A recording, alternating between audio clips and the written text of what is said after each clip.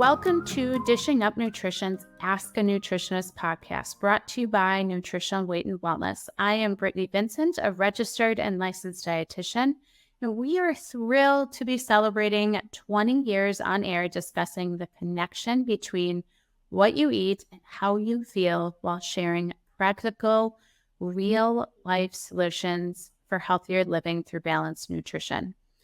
We want to thank you so much for your support and listenership over the years. Now let's get started on today's topic. On our show today, I will be answering a nutrition question we've received from a Dishing Up Nutrition listener. And I think this question is going to resonate with a lot of our listeners, so this will be a good one. The question today is how to strategically and successfully get children to develop a taste for good food instead of ultra-processed non-food. So I am going to dive into this question because I get it. Feeding your children is so difficult sometimes. And I want to preface this show by saying if you've been approaching food with your kids differently, please don't feel bad about that. You've been doing the best that you can for your kids with the knowledge that you have. And that mom guilt is so real, or if you dads are listening, that dad guilt, that's real too. So I am not here to make anybody feel guilty about what they have been doing. And with that said, I'm going to provide some tips that I have found beneficial for my 3 kids at home and also for clients that I've worked with. And of course, you don't need to incorporate all of these things. And maybe a good approach could be just trying 1 or 2 of these tips at a time so it's not so overwhelming. My first tip is having no pressure around food and mealtime. This is so important. Try to keep mealtime happy and positive because a stressed out kid is going to be a lot less likely to eat. And then that just adds so much more stress to us parents too. I know that intentions are good, but if you force kids to eat things that they don't want to eat, they're going to have a negative association with that food. I've heard this so many times from adult clients. My parents would make me eat broccoli or whatever it was as a child, and I still don't like it to this day. So those memories really do stick. Instead, there shouldn't be any pressure to eat anything or to finish their plate. You offer the food, and it's up to them what they choose to eat. When I was a kid, we played at the Clean Plate Club, and I was really often the president of the Clean Plate Club, and my parents had great intentions. But to be real, this did affect my eating habits into adulthood. I would find myself overeating, finishing my entire plate of food, even though I wasn't hungry anymore. So I really had to be conscious about this for a long time and be more mindful about my eating and how I felt during my meal to overcome this. Let's move on to the next tip. This is also a big one. Only make 1 meal for dinner. And I can just hear some of you saying, well, but my kids won't eat what I make for dinner. And I know that this can be a huge change, but if you start doing this, I promise you, your children are not going to go hungry, and they are going to start to eat the food that you provide. Again, they don't have to eat the food that you provide, but you're not going to give them anything else. If they know that you're going to make them a peanut butter and jelly sandwich or buttered noodles, of course, they're going to likely choose those options over whatever meal that you have made for them or made for the family. So again, it's their choice what to eat from their plate. And if they want more of something and there's enough left, absolutely give them to it. Again, children are not going to let themselves go hungry. Kids are born with this amazing ability to know when they are hungry and when it's time to stop eating because they're full. They have much better intuition about their hunger than generally adults do. It's also not abnormal for kids, especially younger kids, to sometimes eat a small amount at a meal, and then maybe the next day they eat a lot at a meal. And that's okay. That's completely normal. With all of this being said, I would recommend including at least one thing on their plate that you know that they do like. If my kids complain about what I've provided for them, or they say that they don't like it, my comment back to them is, you don't have to eat it if you don't want to, but this is what's for dinner. And I can't count how many times that after a few minutes of sitting there and complaining, all of a sudden they start to eat that food, and often they finish it. So I do think that your kids will surprise you with this. My next tip is offer choices. Just like we talk about on our other Ask a Nutritionist podcast and Dishing Up Nutrition podcasts, we want to provide balanced meals. That means protein from an animal source, whether that's meat, fish, dairy if tolerated, eggs, a real food carbohydrate, including vegetables as much as possible, fruits or beans, grains if tolerated, and then healthy fats like avocados, nuts, seeds, olive oil, avocado oil, butter, heavy cream. Those would all be great options. So offering a protein, fat, and carbohydrate at every single meal. Again, they may not choose to eat everything on their plate, and that's okay. So maybe one day for lunch, the only thing they eat are the blueberries on their plate. That's all right. I wouldn't worry about that because they'll make up for the protein and the fat during the other times of the day. So the main thing is offering that protein, fat, and carbohydrate, and then allowing them to choose what they do eat. Again, if they want more of something on their plate and there's some available to them, absolutely provide that for them. And no pressure to eat anything on their plate. It is time for me to take a quick break. When I come back, I'll share some more tips and then also some success stories.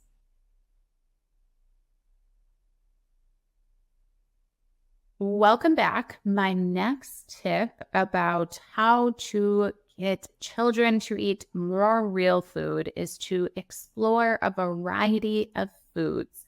And with this means exposure. Even if they don't like something, continue to expose them to it because they might surprise you one day. You know, children often need to be exposed to something 15 to 20 times before they decide to give it a try. And the same can be true for adults too. Now, exposure is really key. I hear it often that I give my kids tomatoes and cucumbers because those are the only vegetables that they like, which I totally get. You want them to eat their vegetables, so why not just provide them the ones that they like? Makes a lot of sense, right? But if we never expose them to other vegetables, how are they going to begin to like other vegetables?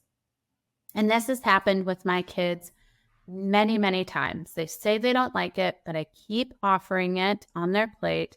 And then all of a sudden one day I'm surprised and they start eating it and all of a sudden ask for more. And when you're providing a new food or one that they historically just don't like, put a very small amount on their plate so it's not so overwhelming. And then be sure to serve one or two things on their plate that you know that they do like. It is really important to always provide that one or two things on their plate that you know that they historically will eat and enjoy. My next tip is prepare foods, especially vegetables, in different ways. Again, I think this can definitely be true for adults. Maybe you don't like raw broccoli, or maybe your kids don't like raw broccoli. but they might like it steamed with some butter, salt and pepper on it, or roasted broccoli might be more appealing. Providing dips as an option. I know for a lot of kids out there, dipping their vegetables in something is really yummy and they're much more likely to eat vegetables. So you could try guacamole, hummus. We have some great dip recipes on our website, weightandwellness.com.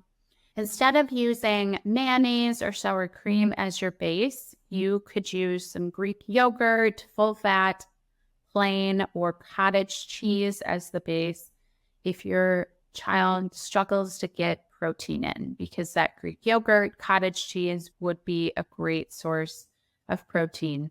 I've found that soups can be a great way to get different vegetables in, and maybe consider coming up with some fun names for foods that might intrigue your kids a little bit more.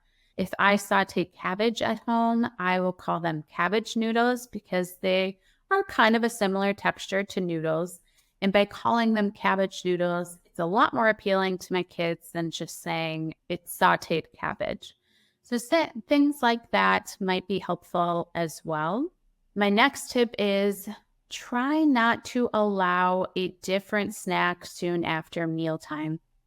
If they don't finish their meal, you can make it clear if they're hungry again soon after, they can just eat the leftovers from their meal.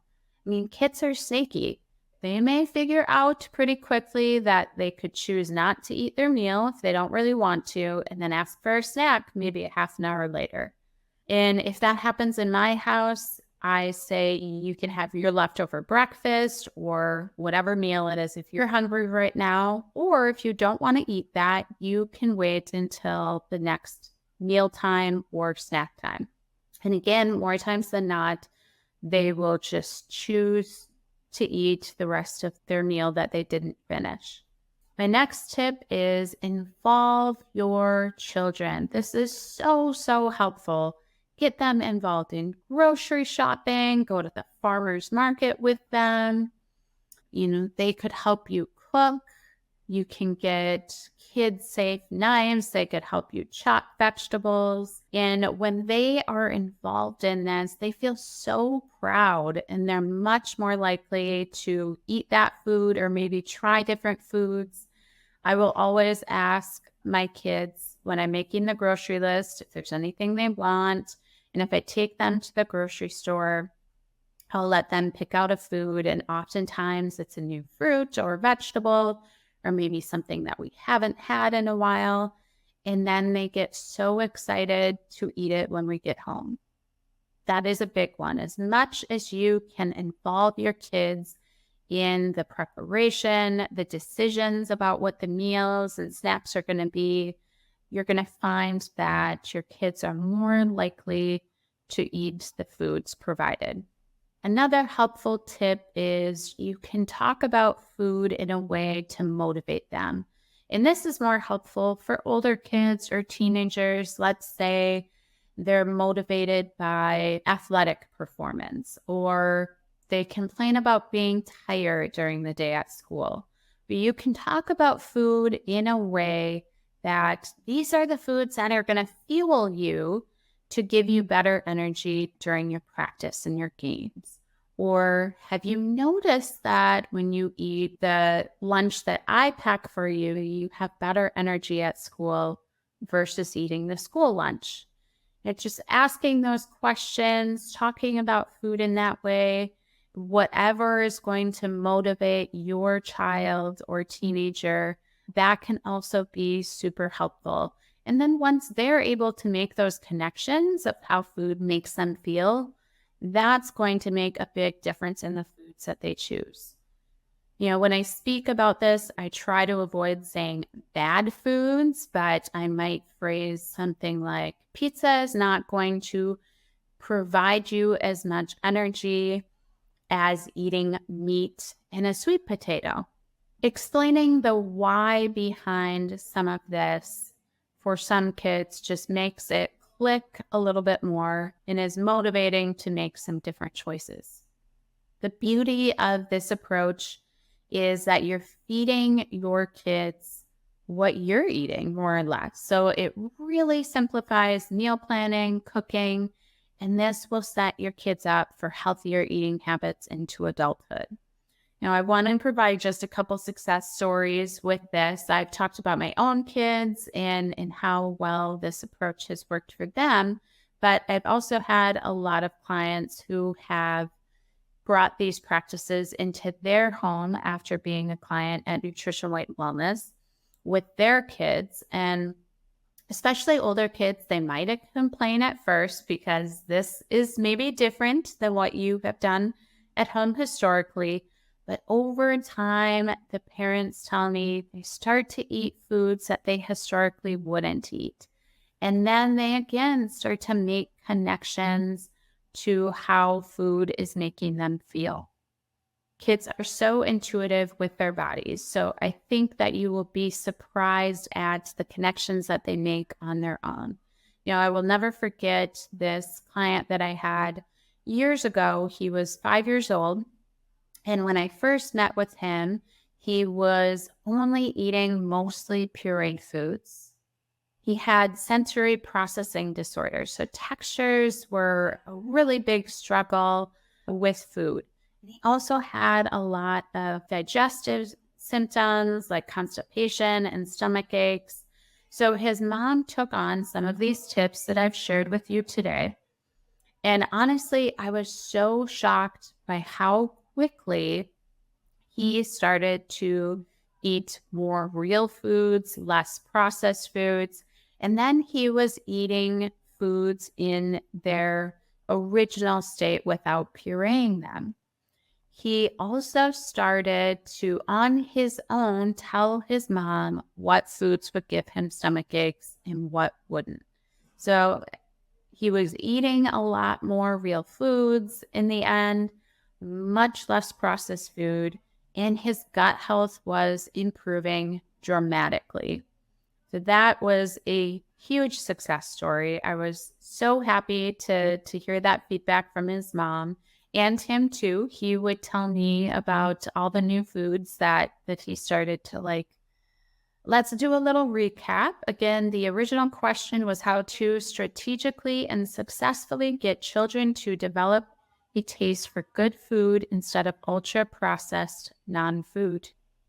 And here are some of the tips that I provided today. Having no pressure at the dinner table. Trying to only make one meal for dinner instead of making maybe 2 or 3 different meals to try to appease everybody. I talked about the importance of offering choices and always trying to provide a protein, carbohydrate, and fat at their meals. Trying to explore a variety of foods is really important, and remembering that children need to be exposed to something 15 to 20 times often before they decide to give something a try. Preparing foods, especially vegetables, in different ways, and involving your kids. That is such an important one. Any way that you can get them involved in this, things are going to be more successful. And you can start to maybe just try 1 or 2 of these tips, like I mentioned earlier, so it's not such a huge change in your household and it's not so overwhelming for you as well. I know that all of this can be really overwhelming, and just feeding your kids in general can be overwhelming. So if you are struggling with this, please don't hesitate to reach out. You can schedule a one-on-one appointment with us. Call at 651-699-3438. Now, I also want to share a wonderful recent podcast episode we had about kids from July 2024. On this episode, Leah interviewed Dr. Struble, who is a pediatrician, and the title is Kids' Digestion and Mental Health with guest Dr. Kristen Struble.